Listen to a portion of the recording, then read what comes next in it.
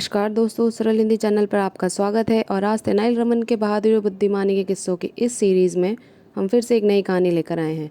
तो आइए सुनते हैं। विजयनगर के राजा कृष्णदेव राय को अनोखी चीज़ों को जमा करने का बहुत शौक था।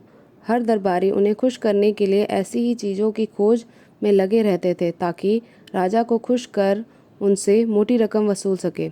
एक बार कृष्णदेव राय के दरबार में एक दरबारी ने एक मोर को लाल रंग में रंग कर पेश किया और कहा, महाराज, इस लाल मोर को मैंने बहुत मुश्किल से मध्य प्रदेश के घने जंगलों से आपके लिए पकड़ा है।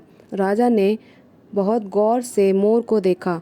उन्होंने लाल रंग का मोर कहीं नहीं देखा था। राजा बहुत खुश हुए। उन्होंने कहा, वास्तव में आपने अद्भुत चीज़ लाई है। आप बताइए, इस मोर को लाने में कितना खर्च पड़ा? दरबारी अपनी प्रशंसा सुनकर आगे की चाल के बारे में सोचने लगा। उसने कहा, मुझे इस मोर को खोजने में करीब 25,000 रुपये खर्च करने पड़े। राजा ने 30,000 रुपये के साथ 5,000 पुरस्कार राशि की भी घोषणा की। राजा की घोषणा सुनकर एक दरबारी तेनालीराम की तरफ देखकर मुस्कुराने लगा। तेनालीराम उसकी कुटिल मुस्कुराहट देखकर समझ गए कि यह जरूर उस दरबारी की चाल है। वह जानते थे कि लाल रंग का मोर कहीं नहीं होता। बस फिर क्या था, तेनालीराम उस रंग विशेषज्ञ की तलाश में जुट गए। दूसरे ही दिन उन्होंने उस चित्रकार को खोज निकाला। वह उसके पास 4 मोर लेकर गए और उन्हें रंगवाकर राजा के सामने पेश किया। महाराज, हमारे दरबारी मित्र 25,000 में केवल 1 मोर लेकर आए थे, पर मैं उतने में 4 लेकर आया हूँ।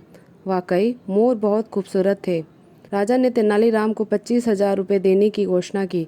तेनालीराम ने यह सुनकर एक व्यक्ति की तरफ इशारा किया, महाराज, अगर कुछ देना ही है तो इस चित्रकार को दे।